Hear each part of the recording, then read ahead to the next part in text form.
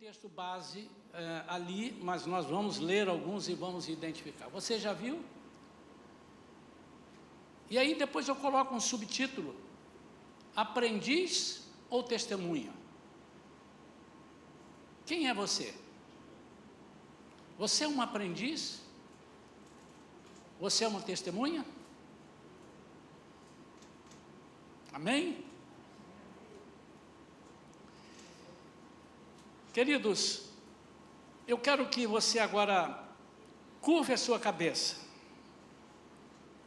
feche os teus olhos e fale com Deus algo que vem do fundo do teu coração, da alma, buscando pela presença dEle, pelo ensino dEle nessa manhã. Pai, em nome de Jesus, nós queremos dar-te graças, porque nós temos um Deus que fala conosco, embora não mereçamos ouvi-lo. Há um Deus que se importa conosco, um Deus maravilhoso, um Deus amoroso e bondoso, misericordioso. Senhor, nós nunca nos esquecemos das tuas misericórdias, elas se renovam a cada manhã. Fala conosco, Senhor, através dessa palavra. Neste domingo de comunhão, domingo de ceia, nós queremos estar na tua presença, diante da tua mesa, Senhor, em nome de Jesus. Amém. Quando eu pergunto, você é um aprendiz? Eu não estou sendo contra e absolutamente estou me referindo às pessoas que querem aprender. Mas aquele que vira, passa ano e sai ano, ele diz, estou aprendendo. Lógico que nós estamos sempre aprendendo alguma coisa que não aprendemos. Mas eu me refiro, nós nos colocarmos na posição de aprendiz permanente de uma coisa, de um assunto. De vez em quando, a gente é surpreendido por uma novidade em todas as áreas da nossa vida, mas eu me refiro a aprender ou viver aprendendo permanentemente aquilo que você já viu e já aprendeu, e você não abre mão, você quer continuar aprendendo só aquilo.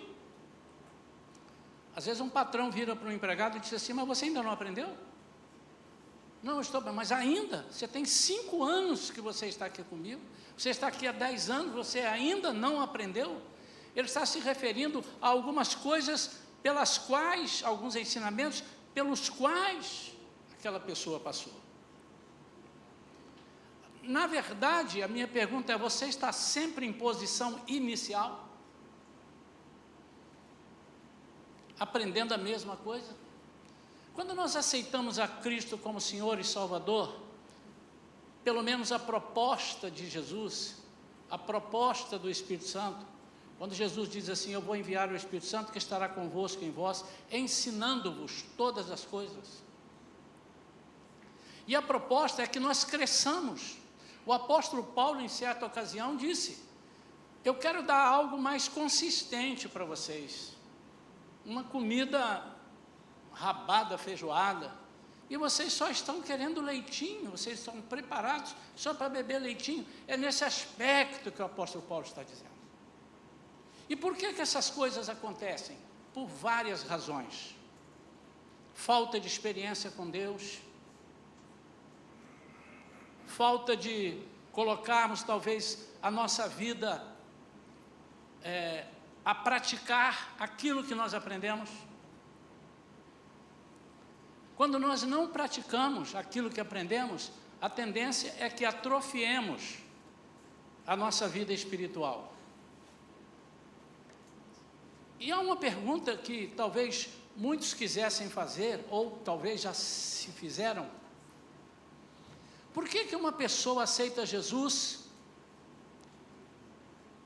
e declara que Jesus é bom, declara que Jesus mudou a vida deles, mas depois essa pessoa se afasta, depois essa pessoa apostata-se da fé, depois essa pessoa às vezes fica amargurado, ou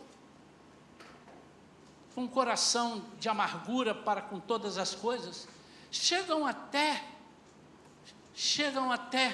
ao ponto de menosprezar e fazer a sua igreja, o seu povo, o seu exército, e fazer fila com aqueles que são céticos. De repente ele virou um cético. Você já conversou com alguém que disse assim: olha, eu cria, eu era assim, mas hoje eu não sei, eu não estou muito assim mais. Por que razão? Por que não houve a manutenção daquilo que ele aprendeu, daquilo que ele ouviu? E eu pergunto, você tem sido aquele que aprendeu, aquele que leu, aquele que ouviu coisas acerca do Evangelho do Reino de Deus, ou você tem sido testemunha, aquela que viu e teve sua vida transformada? O que Jesus quer é que nós vejamos. Quando um certo discípulo disse para o outro, desdenhando, porque esse outro falara de Jesus: você precisa conhecer o Messias. O camarada é fantástico. O Jesus de Nazaré.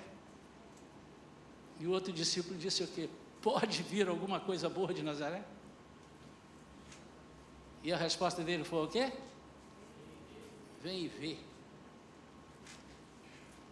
O que você já viu? Eu queria que você fizesse assim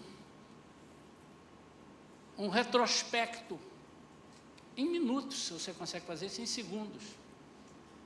Desde quando você aceitou Jesus como seu Senhor e Salvador até o dia de hoje. O retrospecto da sua experiência. Quem era você? O que você leu? O que você ouviu? O que você aprendeu?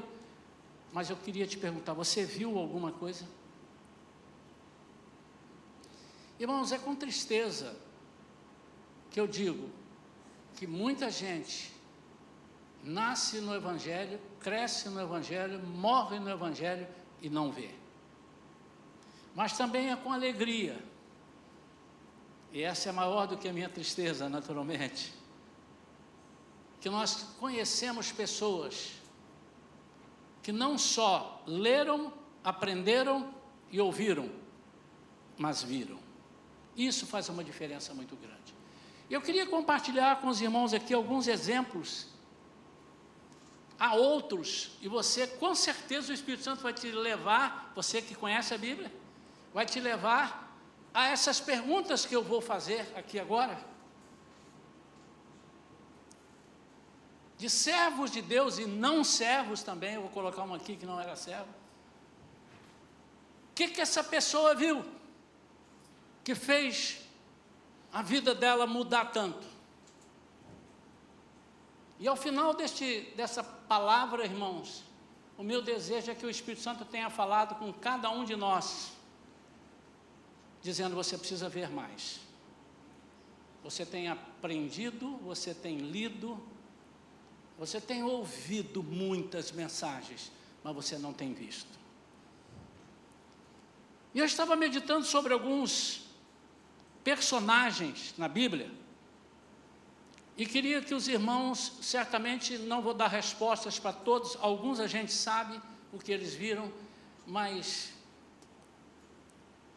eu queria que você meditasse nessas perguntas e nesses irmãos, e começassem a caminhar como se estivessem ao lado deles e perguntando a eles.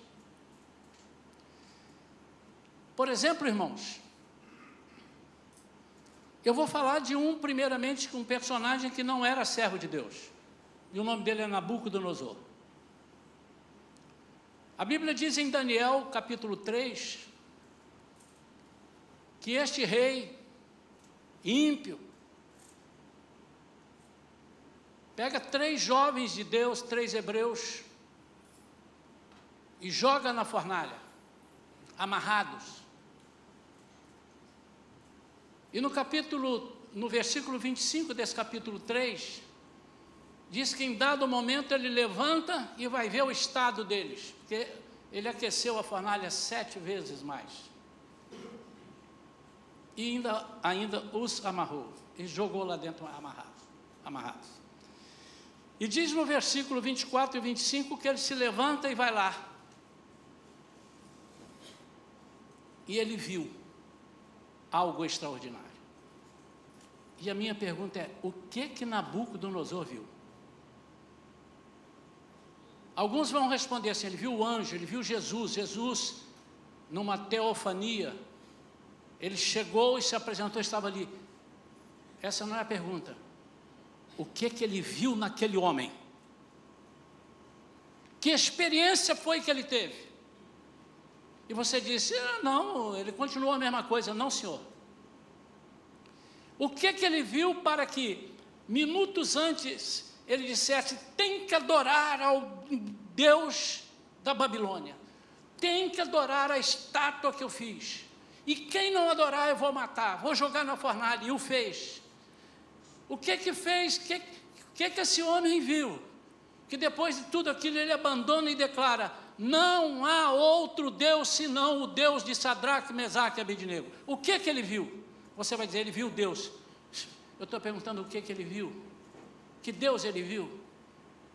Que semblante ele viu? O que tocou no coração dele? O que mudou, ao invés dele castigar aqueles 3, agora ele dizer, lá um dos últimos versículos do capítulo 3, ele dizer, e fez prosperar Sadraque, Mesaque e Abednego nas terras da Babilônia. O que Nabucodonosor viu? A Bíblia não diz. Ele relata que disse assim, o 4º homem, que era esse, ele viu. Tinha a aparência dos deuses. Que aparência é essa? Era aparência física? Ou era aparência espiritual? Eu te garanto que era aparência espiritual. Ele viu um Deus que soltava fogo pela boca, ou ele viu um Deus amoroso, abraçado? O que ele viu? E nesse mesmo texto, a minha pergunta é, o que Sadraque, Mesaque e Abednego viram? Imagina aqui, irmãos, os 3 são jogados lá dentro, amarrados. De repente, alguém os desamarra. Alguma coisa fez com que as cordas queimassem, e só as cordas, que não eram deles. E eles começam a andar ao lado de uma 4ª pessoa. O que eles viram? E aí eu começo a imaginar, depois do que viram, quem foram Sadraque, Mesaque e Abednego? Nem tudo a Bíblia diz, mas, por exemplo, a minha pergunta é, será que as companhias que eles tinham continuaram sendo as mesmas? Ou eles disseram, hoje, nesse forno, Sadraque, Mesaque falou com ele, o Abednego concordou. Nós tivemos a companhia de uma pessoa, e eu não troco essa companhia por nenhuma outra mais. O que eles viram? Você se lembra de algum livramento grande? Você se lembra de alguma visão que você teve? O que você viu? Você viu uma mão te segurando? Desculpe a forma que eu vou falar, é muito pouco. Qualquer mão pode te segurar, se estiver perto de você. A minha pergunta é, o que você viu?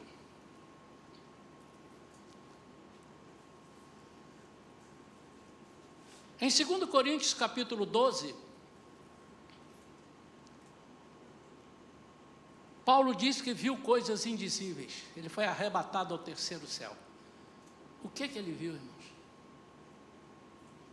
Ele disse que ele não podia dizer o que ele viu. O que Paulo viu? Ele viu alguma coisa sobrenatural. Ele viu alguma coisa que impactou a vida dele. Coloca para mim, por favor, 2 Coríntios, capítulo 12. Nós vamos ler alguns versículos e diz: considerando, pois, ser necessário que vos exponha minhas glórias, embora não me seja vantajoso orgulhar-me, passarei as visões e revelações do Senhor. Conheço um homem em Cristo que há 14 anos foi arrebatado ao terceiro céu. Ele está falando dele. Se foi no corpo ou fora do corpo, não entendo exatamente. Deus o sabe. Mas sei que esse homem, se isso ocorreu no corpo ou fora do corpo, não sei, mas certamente Deus o sabe, foi arrebatado ao paraíso e ouviu palavras inexprimíveis, as quais não é concedido ao homem comentar. Nesse homem me orgulharei, naquele que ele está dizendo, que é ele mesmo, mas naquela situação, mas não em mim mesmo, a não ser em minhas próprias fraquezas. E em Filipenses 3, 7, 8, ele vai continuar. O que é que Paulo viu para considerar todas as coisas da vida dele esterco, desprezíveis? O que é que Paulo viu para dizer assim: tudo que eu aprendi agora é esterco? Todavia, o que para mim era lucro, passei a considerar como prejuízo por causa de Cristo. Mais do que isso, compreendo que tudo é uma completa perda, quando comparado à superioridade do valor do conhecimento de Cristo Jesus, meu Senhor, por quem decidi perder todos esses valores, os quais considero como esterco, a fim de ganhar Cristo. Você está comigo, irmão? Amém. O que Paulo viu? Não aceito como resposta, ele viu a Jesus. Os discípulos também viram Jesus e andaram com ele, dormiram com ele perto, comeram com ele, andaram no barco com ele. Mas lá em Atos, o que eles viram? Eles viram um Jesus totalmente diferente. Eu aqui continuei pensando, vou parar nesse terceiro personagem, quarto personagem, né? Nabucodonosor, os três, um personagem, um grupo, Paulo. Apocalipse 1, versículo 17. Coloque aí, abra sua Bíblia, Apocalipse, capítulo 1.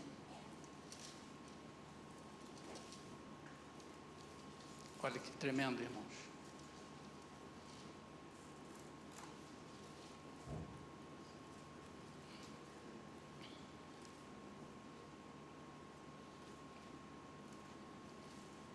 Versículo 15 antes. Seus pés reluziam, aqui ele está falando, Jesus aparece e revela a João. Quem era João? Um dos apóstolos? Com quem ele andou 3 anos e meio? Com Jesus. Mas agora ele vê algo que o faz cair como morto. Aqui vem falando seus pés, sua mão direita, e no 17 diz assim: assim que o admirei, caí aos seus pés, como se eu tivesse morto. O que João viu? Pastor, a Bíblia está dizendo o que ele viu. Não, senhor, não aceito como resposta dizer, ele viu, estava reluzente, porque ele tinha visto milagres extraordinários de Jesus, mas ele viu algo sobrenatural que ele nunca tinha visto. O que ele viu? A Bíblia não diz. A diz só através desse Jesus, o que o fez cair. Ah, sim, ele tinha os pés assim, tinha as mãos assim, a cabeça era isso, mas o que João, na ilha de Patmos, em exílio, o que ele viu?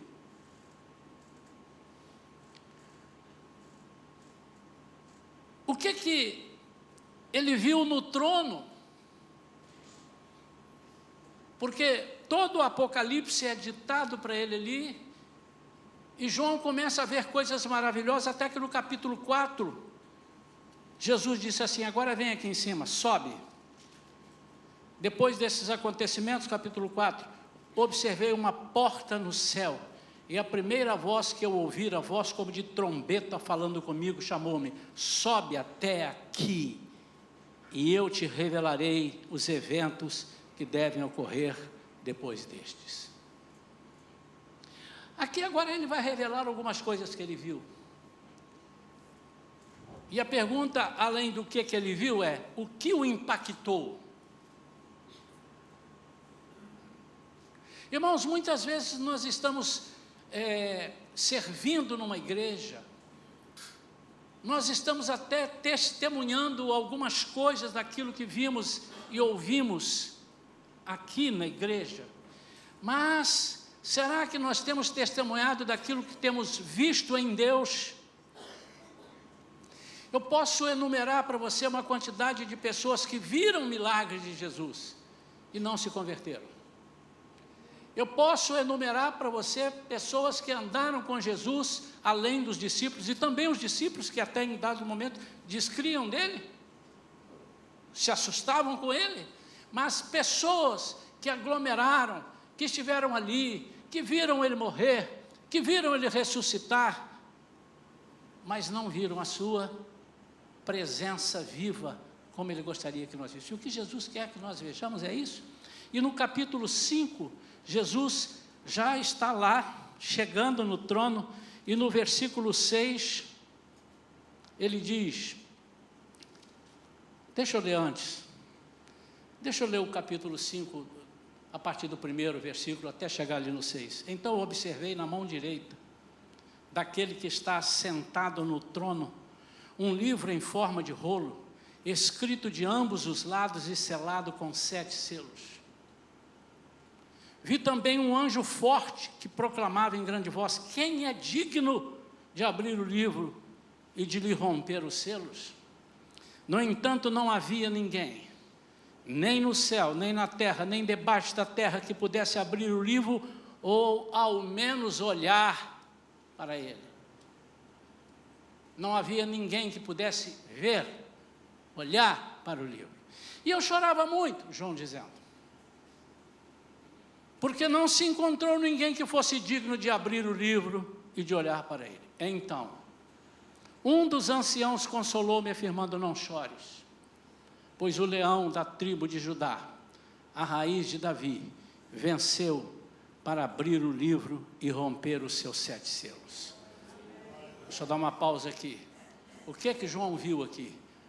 João foi o primeiro a ver o leão da tribo de Judá, dito por eles, em forma de cordeiro, como se já tivesse morto.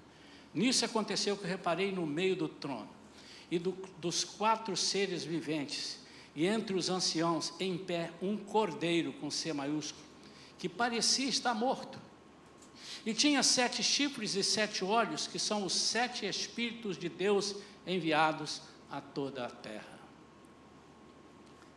Ele veio e pegou o livro da mão de direita de quem estava sentado no trono. E assim que o recebeu, os 4 seres viventes e os 24 anciãos prostraram-se diante do cordeiro. Cada um deles tinha uma harpa e taças de ouro cheias de incenso, que são as orações dos santos. E eles cantavam um cântico novo: tu és digno de tomar o livro e de abrir seus selos, porque foste morto, e com o teu sangue compraste para Deus homens de toda a tribo, língua, povo e nação. Essa foi a segunda visão, porque a primeira foi aquela que ela cai, a segunda visão é essa que eu estou dizendo. E na terceira visão, o que é que João viu? Ele ficou deslumbrado. Jesus estava montado num cavalo branco. Novamente, seus olhos eram penetrantes como chama, na sua cabeça havia muitos diademas, e apesar de ser conhecido como fiel e verdadeiro, seu nome era conhecido apenas por ele mesmo, e era Verbo de Deus. Sua roupa estava manchada de sangue, e os exércitos do céu o seguiam vestidos de branco, montados em cavalos brancos. De sua boca saiu uma espada afiada, com a qual feria as nações, as quais regerá com cetro de ferro, e pessoalmente imporá o furor da ira de Deus. Escrito em seu manto e em sua coxa estava a frase: Rei dos reis, Senhor dos senhores.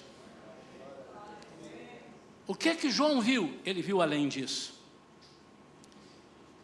Ele viu que aquele Jesus não era mais aquele que se pode bater e até fincar pregos. Agora ele é aquele que apenas a menção do seu nome, todo joelho se dobra e toda língua diz: é o Senhor. Foi isso que ele viu.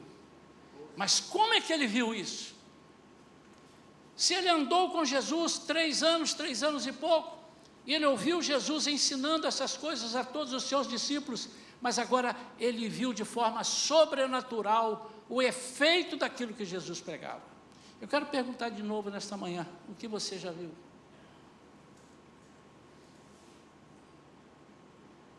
É muito importante, irmãos, que nós estejamos aqui aprendendo, até no esforço, que estejamos ouvindo testemunhos, como é gostoso, como é importante para a nossa vida. Mas a minha pergunta para você levar para casa é: o que você está vendo? O que você viu e o que você está vendo e o que você quer ver? Porque você vai ver aquilo que você quer ver.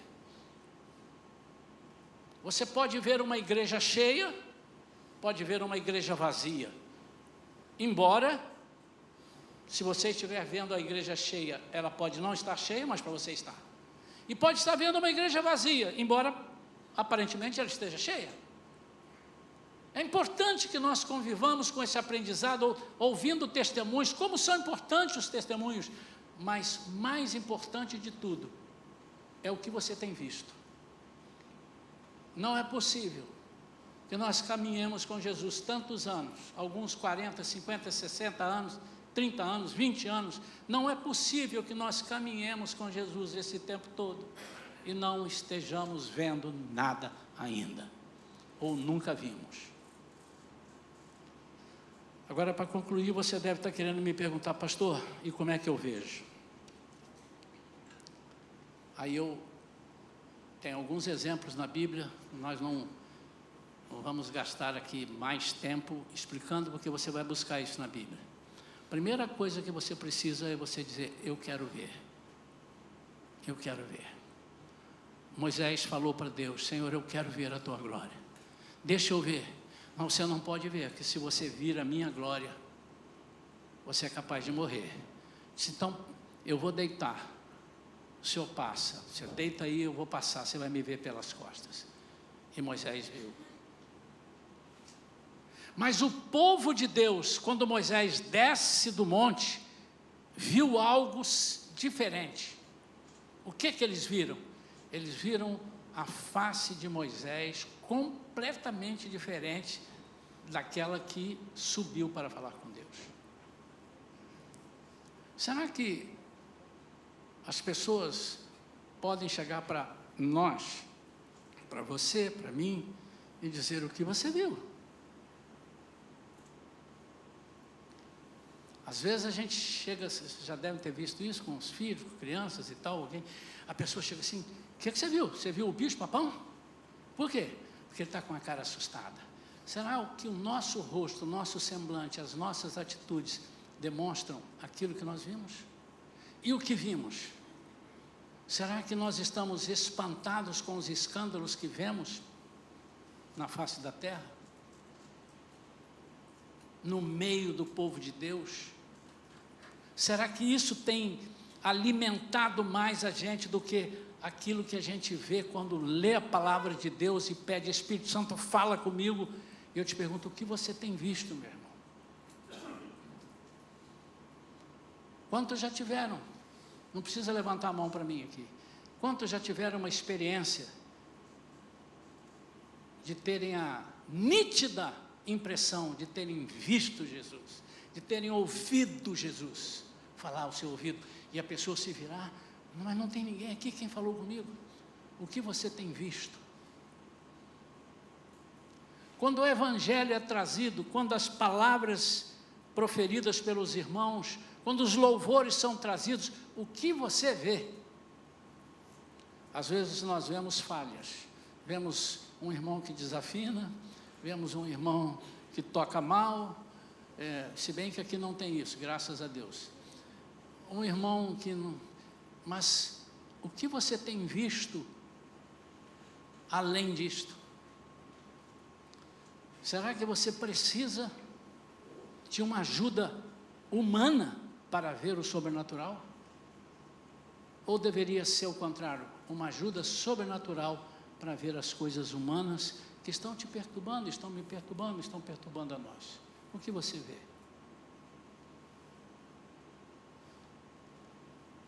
Eu queria orar por você agora.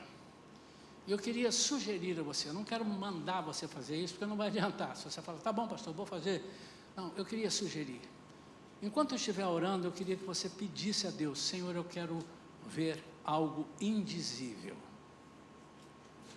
Será que Deus vai te mostrar? Será que você merece ver? Nenhum de nós merece. Mas pela misericórdia e pelo amor dele para conosco, ele vai mostrar a você o que você quer ver. O que você quer ver? Irmãos, cuidado para não dizer, pastor, Deus, eu quero ver um milagre, eu quero ver pessoas se convertendo. Isso tem que ser natural na nossa vida. Tem que ser natural. Mas não é disso que nós estamos falando. Acho que os irmãos alcançaram, desculpa a minha insistência. Senhor, eu quero ver o céu abrir. Eu quero ler o céu e quero ver a tua presença. E muitas vezes você não vai ver no formato que você deseja, mas você vai dizer assim, este não é outro lugar senão a casa de Deus. Talvez para você não seja possível, ou Deus não permitirá ou desejará para você a mesma coisa que Ele quer para os outros. Talvez você não vai ver uma visão, uma figura, mas quando você fechar os olhos, ou mesmo com os olhos abertos, em algum lugar, seja o lugar que você estiver louvando a Deus, ou no espírito de louvor a Deus, que às vezes você está trabalhando, você não está louvando a Deus, mas você está no espírito, eu estou fazendo isso aqui porque eu sigo um Deus que todas as coisas sabe e pode. Talvez ali, o Senhor vai revelar a você um negócio, que você não vai ver nada, mas vai ver tudo ao mesmo tempo. Você vai ter um encontro, você vai ver a glória de Deus, da forma que você pode ver sem morrer. Você vai ver algo sobrenatural, e eu queria orar por você. Nessa oração eu vou me incluir, porque pode ser que você imagine, o pastor já deve ter visto muita coisa, já vi mesmo, mas não nesse nível que eu estou dizendo aqui, aquilo que eu ainda quero. Eu vi algumas coisas, mas eu quero mais. Eu quero ver o poder de Deus, quero ver a manifestação da Trindade Santa. Peça o que você quiser pedir e diga, Senhor, eu quero. Feche os seus olhos.